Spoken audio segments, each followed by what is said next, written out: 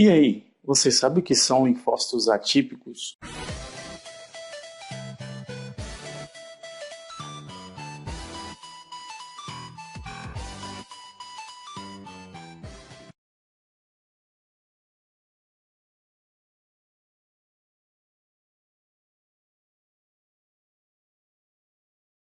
Então, o que é um linfócito atípico? Ele está presente em quais situações? Qual é a sua morfologia? Enfim, que célula é essa? Bem, aqui a gente já tem demonstrado basicamente duas das principais morfologias que essas células se apresentam, que a gente vai comentar um pouco mais à frente. Essa célula ela é bastante conhecida, na verdade, por diversos nomes, diversos termos que são utilizados.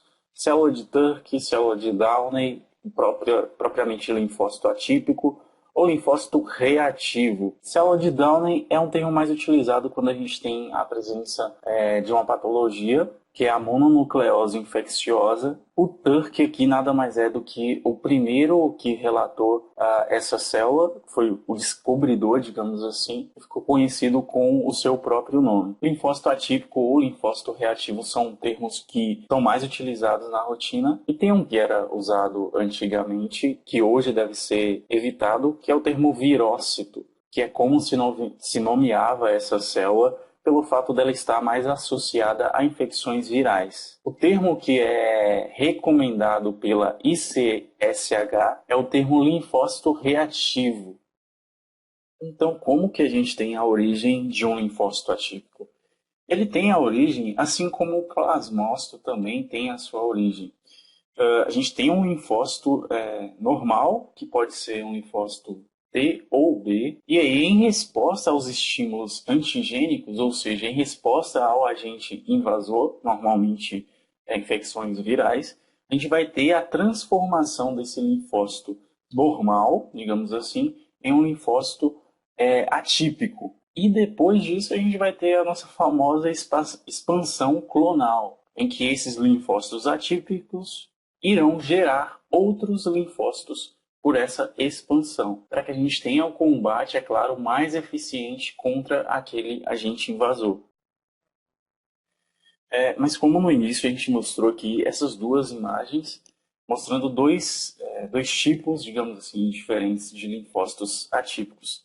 Essas são as formas que essa célula tradicionalmente assume e pode ser chamada de linfócito reativo, linfócito atípico. Percebe-se, obviamente, que ambas são diferentes de um linfócito normal, principalmente a questão do tamanho. A gente pode até comparar aqui esse linfócito, que é um linfócito normal, não atípico, o tamanho aqui dele com as hemácias é praticamente o mesmo. Já essas duas outras células aqui, elas ultrapassam em muito as hemácias ao seu redor. E aí costumamos separar essas duas células, classificar essas duas células até de uma forma para poder ajudar no reconhecimento dos dois tipos de linfócito atípico.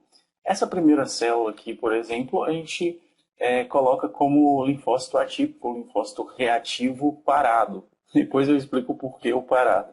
Quais são as características dessa célula? Como a gente falou, em relação ao linfócito normal, é uma célula muito maior. Ele permanece com a cromatina condensada, com algumas regiões que a gente nota que está mais clara, mas nada que fuja muito do linfócito normal, a questão da cromatina. Ainda é uma célula que possui uma alta relação núcleo-citoplasma. Ele não perdeu o formato regular também aqui da própria célula, uma célula redonda ainda. Mas o que mais caracteriza essa célula é essa basofilia intensa no seu citoplasma, extremamente azulada. O núcleo geralmente também ele é bastante regular, mas a gente pode ter algumas outras formas mais irregulares também. E o nosso outro linfócito diz que ele também é um linfócito atípico ativado.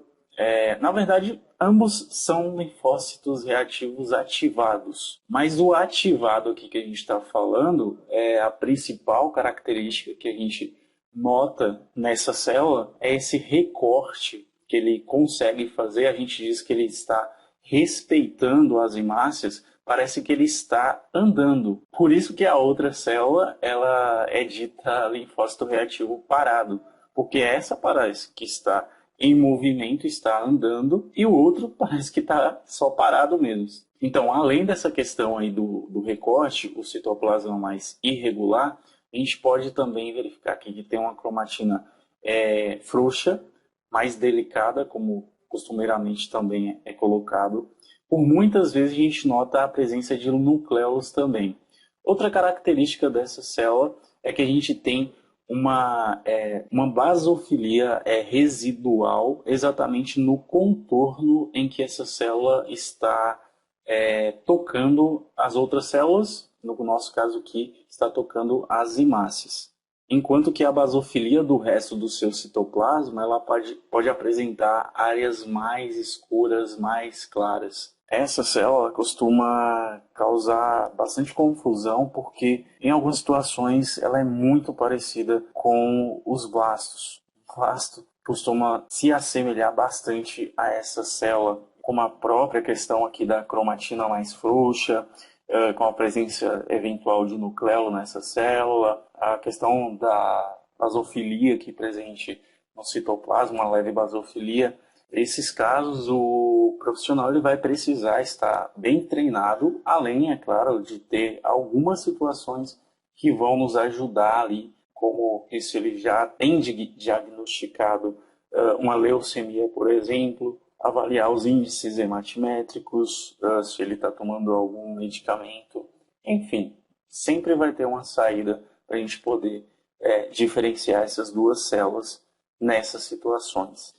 Mas como a gente acabou de dizer, ambos são linfócitos reativos, ambos são linfócitos atípicos, porque os dois, quando a gente encontrar na contagem diferencial, eles vão ser contados como linfócitos reativos.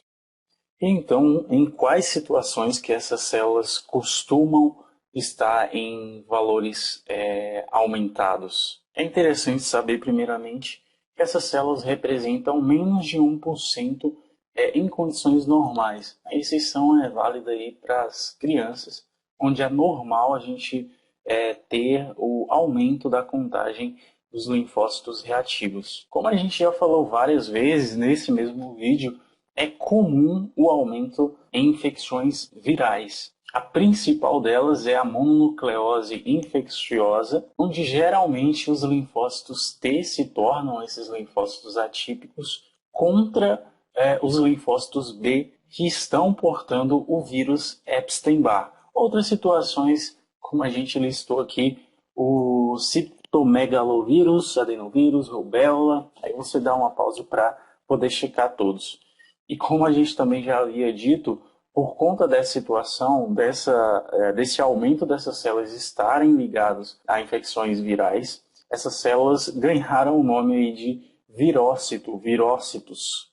Só que esse termo ele deve ser evitado porque hoje a gente sabe que outras infecções também vão aumentar podem aumentar o número da contagem de linfócitos reativos, como, por exemplo, infecções bacterianas na brucelose, tuberculose e na sífilis. Além disso, algumas infecções por protozoários também, como é o caso da toxoplasmose e da malária também. E não só por infecção, a hipersensibilidade a algumas drogas, eles também podem fazer com que a gente tenha o aumento da contagem dessas células, como é o caso aí das fenotiazimas. Então isso quer dizer que a gente realmente não pode se prender o aumento da contagem dos linfócitos reativos apenas a infecções virais. É claro que essa é a principal situação, mas como vimos aqui, esse aumento pode estar associado a algumas outras situações. Outras informações importantes sobre o tema, a gente pode ter uma leucocitose, pessoal. Isso porque, como a gente viu, essas células elas também vão se multiplicar para melhorar o combate aos agentes invasores. Mas não só por isso também, como a gente sabe, os linfócitos normais tendem a aumentar nesse tipo de situação de infecção viral também. Então, uma pode ser consequência da outra. Não são todas as patologias também que isso deve acontecer, mas entre elas destacando novamente a mononucleose infecciosa, onde tradicionalmente a gente verifica essa leucocitose com a presença dos linfócitos reativos. Não é necessário a gente colocar uma observação quanto à presença dessas células, dos linfócitos reativos, isso porque elas já vão estar lá na contagem diferencial. Em uma situação diferente, o que pode acontecer é que quando a gente verifica células que não são comuns de serem encontradas, que também pertençam aí ao tronco linfóide, como é o caso dos plasmócitos, a gente conta esses plasmócitos como linfócito atípico ou reativo, e aí a gente relata quantas dessas células que foram encontradas na nossa contagem total. A gente tem aparelhos hoje que já conseguem ter a especificidade e questionar se aquela célula é um linfócito reativo, então ele vai flegar da mesma forma. Outros aparelhos que não têm essa configuração, a gente pode ter o questionamento do aparelho perguntando se aquela célula, se aquele linfócito reativo é um blasto, por exemplo. Mas nas duas situações,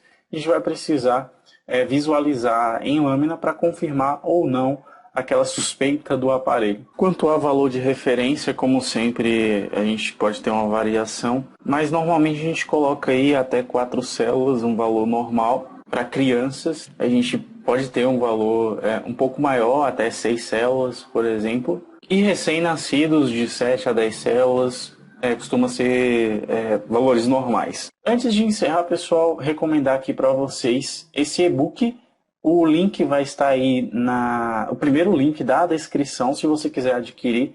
Ele é importante exatamente nessa questão de diferenciação dos linfócitos reativos e dos blastos. A gente tem até um mini atlas no final desse e-book que vai ajudar, e é claro, um conteúdo inteiro que vai nos ajudar a diferenciar essas duas células. Então, se você quiser adquirir, primeiro link da descrição. Obrigado então por ter visto o vídeo até o final. Essas são as nossas referências tradicionais. Algumas outras vão estar aí na descrição também, se você quiser consultar.